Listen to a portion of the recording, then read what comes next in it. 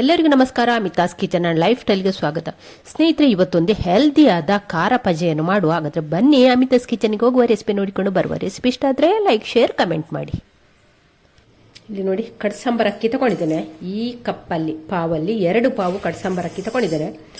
ಕಡ್ಸಾಂಬರ್ ಅಕ್ಕಿ ಅಂದರೆ ಕೆಲವರಿಗೆ ಗೊತ್ತಿರ್ಲಿಕ್ಕಿಲ್ಲ. ಇದು ನೋಡಿ ಕಡ್ಸಾಂಬರ್ ಅಕ್ಕಿ ನೋಡಿ, ಈ ರೀತಿ ಇರ್ತದೆ. ಬಿಳಿ ಕುಚ್ಚಲಕ್ಕಿ ಅಂತ ಹೇಳ್ಬೋದು. ಇದನ್ನು ಖಜೆ ಕುಚ್ಚಲಕ್ಕಿ ಅಲ್ಲ, ಬಿಳಿ ಕುಚ್ಚಲಕ್ಕಿ. ಊಟಕ್ಕೆ ಸಹ ಇದನ್ನು ಉಪಯೋಗಿಸ್ತಾರೆ. ಹೆಚ್ಚಾಗಿ ಇದನ್ನು ನಾವು ಶಾವಿಗೆ ಮಾಡುವಾಗ, ಕಡುಬು, ಪತ್ರೊಡೆ ಮತ್ತೆ ಕುಚ್ಚಲಕ್ಕಿಯಿಂದ ಉಪಯೋಗಿಸ್ಕೊಂಡು ಯಾವುದೆಲ್ಲ ತಿಂಡಿ ಮಾಡ್ತೇವೆ ಅವಾಗೆಲ್ಲ ಈ ರೈಸನ್ನು ಉಪಯೋಗಿಸ್ತೇವೆ. ನೋಡಿ ಖಜೆ ಅಲ್ಲ, ಇದು ಇನ್ನೊಂದು ರೈಸ್. ಲಕ್ಷ್ಮಿ ಕಡ್ಸಾಂಬರ್ ಅಕ್ಕಿ 2 ಪಾವು ಉಂಟು. ಇದನ್ನೊಂದು 7-8 ಗಂಟೆ ಆದರೂ ನೆನೆಸಬೇಕು. ಈಗ ನಾನು ಇದನ್ನು ಬೆಳಿಗ್ಗೆ 10 ಗಂಟೆ ಅಷ್ಟೊತ್ತಿಗೆ ನೀರಲ್ಲಿ ನೆನೆ ಹಾಕ್ತಾ ಇದ್ದೇನೆ. ನೋಡಿ, 4 ಸಲ ಚೆನ್ನಾಗಿ ತೊಳೆದಿದ್ದೇನೆ. ಇದನ್ನು ತೊಳೆದು ನೀರು ಹಾಕಿ ಇಟ್ಟಿದ್ದೇನೆ. ತುಂಬ ನೀರು ಹಾಕಿಕೊಳ್ಬೇಕು, ಇದು ಅಕ್ಕಿ ದಪ್ಪ ಆಗ್ತದೆ. ಇನ್ನೊಂದು 7 ಗಂಟೆ ಇದನ್ನು ಹೀಗೆ ನೆನೆಯಲಿಕ್ಕೆ ಬಿಡುವ. ಇವಾಗ ಖಾರ ಪಜೆಗೆ ಒಂದು ಮಸಾಲೆಯನ್ನು ರೆಡಿ ಮಾಡಿಕೊಳ್ಳುವಲ್ಲ. 1 ಟೀ ಸ್ಪೂನಷ್ಟು ಕೊತ್ತಂಬರಿ ತಗೊಂಡಿದ್ದೇನೆ. ಇಲ್ಲೊಂದು 4 ಬ್ಯಾಡಗೆ ಮೆಣಸು, 1 ಟೀ ಸ್ಪೂನಷ್ಟು ಉದ್ದಿನಬೇಳೆ, ಅರ್ಧ ಟೀ ಸ್ಪೂನಷ್ಟು ಜೀರಿಗೆ, ಒಂದು 10 ಕಾಳು ಮೆಂತೆ, ಹಾಗೆ 1 ಕಡ್ಡಿ ಕರಿಬೇವು ತಗೊಂಡಿದ್ದೇನೆ. ಇದನ್ನೆಲ್ಲ ಇವಾಗ ಡ್ರೈ ರೋಸ್ಟ್ ಮಾಡಿಕೊಂಡು ಬರುವ. ತವವನ್ನು ಬಿಸಿ ಆಗ್ಲಿಕ್ಕೆ ಇಟ್ಟಿದ್ದೇನೆ. ಅದಕ್ಕೆ ಈಗ ಮೆಣಸನ್ನು ಹಾಕಿಕೊಳ್ಳುವ.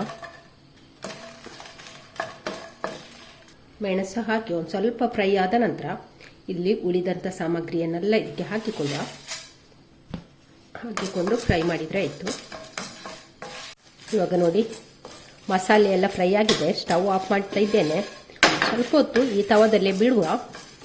ನೋಡಿ, ಉದ್ದಿನಬೇಳೆ ಒಂದು ಸ್ವಲ್ಪ ಕೆಂಪಾಗಾದರೆ ಸಾಕು, ಜಾಸ್ತಿ ಕೆಂಪಾಗಿ ಮಾಡಿ ಕರಿ ಮಾಡಿಕೊಳ್ಳೋದು ಬೇಡ. ನೋಡಿ, ತವದಲ್ಲೇ ಇನ್ನೊಂದು ಸ್ವಲ್ಪ ಹೊತ್ತು ಫ್ರೈ ಆಗಲಿ.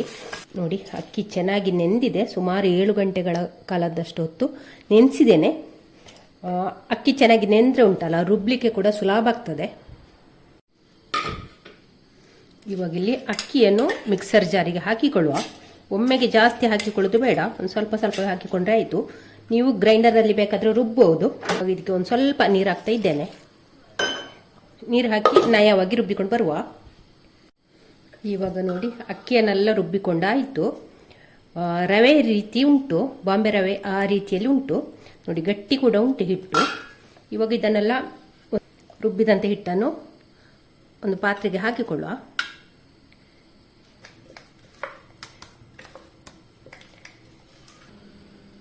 ಈಗ ಇಲ್ಲಿ ಉಳಿದಿರುವಂಥ ಅಕ್ಕಿಯನ್ನೆಲ್ಲ ರುಬ್ಬಿಕೊಂಡಾಯಿತು. ಇವಾಗ ಕೊನೆಗೆ ಮಿಕ್ಸರ್ ಜಾರಿಗೆ ಅಕ್ಕಿಯನ್ನು ಹಾಕಿದ್ದೇನೆ. ಹಾಗೆ ಇಲ್ಲಿ ಹುರಿದಿಟ್ಟಂಥ ಮಸಾಲೆಯನ್ನು ಇದಕ್ಕೆ ಸೇರಿಸಿಕೊಳ್ಳುವ. ಹಾಗೆ ಇಲ್ಲಿ ರುಚಿಗಾಗುವಷ್ಟು ಉಪ್ಪನ್ನು ಕೂಡ ಹಾಕ್ತಾ ಇದ್ದೇನೆ. ನೀರನ್ನು ಕೂಡ ಹಾಕುವ.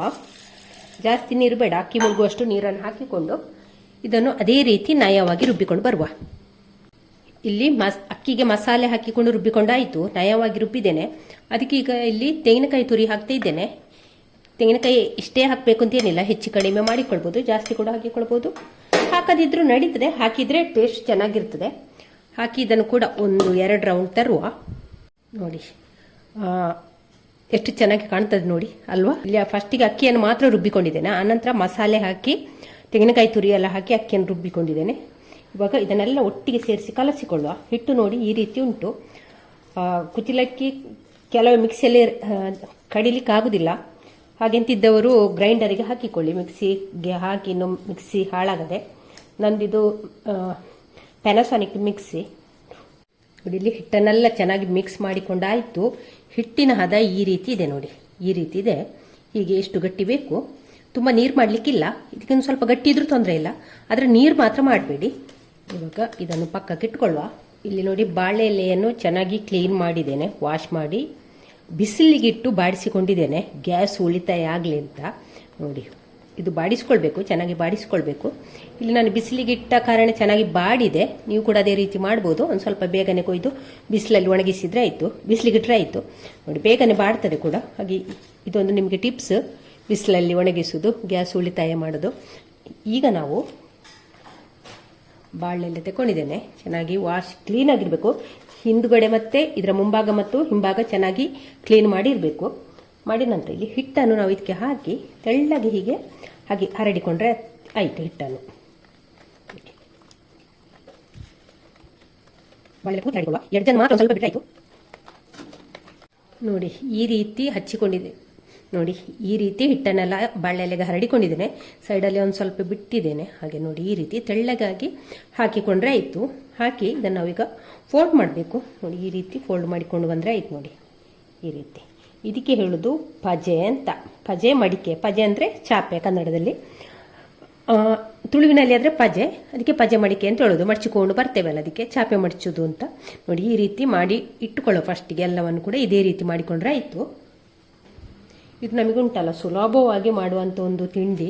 ಇದು ಉಂಟಲ್ಲ ರಾತ್ರಿ ಮಾಡಿಟ್ರೆ ಬೆಳಿಗ್ಗೆ ಬೇಗ ಎಲ್ಲಿಯಾದರೂ ಹೋಗ್ಲಿಕ್ಕೆ ಉಂಟು ಅಂತ ಇದ್ರೆಲ್ಲ ಉಂಟಲ್ಲ, ಇದನ್ನು ರಾತ್ರಿ ಮಾಡಿ ಇಡ್ಬೋದು. ಇದು ಸುಲಭವಾಗಿ ಮಾಡುವಂಥ ಒಂದು ರೆಸಿಪಿ ಅಂತಲೇ ಹೇಳ್ಬೋದು. ನೀವು ಕೂಡ ಒಂದ್ಸಲ ಟ್ರೈ ಮಾಡಿ. ಹಾಗೆ ಹೆಲ್ದಿಯಾದ ರೆಸಿಪಿ, ಹಿಂದಿನ ಕಾಲದ ರೆಸಿಪಿ ಇದು, ಅಜ್ಜಿ ಕಾಲದ ರೆಸಿಪಿ ಇದು ನೋಡಿ. ಇನ್ನೊಂದು ವಿಷಯ ಏನಂದರೆ, ನಿಮ್ಮ ಇಡ್ಲಿ ಪಾತ್ರೆ ದೊಡ್ಡದಿದ್ದರೆ ಬಾಳೆಲೆಯನ್ನು ಅಗಾಲಕ್ಕೆ ತಗೊಳ್ಬೋದು. ಇಡ್ಲಿ ಪಾತ್ರೆ ಸ್ವಲ್ಪ ಸಣ್ಣದಿದ್ದರೆ ಹೀಗೆ ಸಪೂರಕ್ಕಾಗಿ ಉದ್ದಕ್ಕೆ ಬಾಳೆಲೆಯನ್ನು ಕಟ್ ಮಾಡಿಕೊಳ್ಳಿ.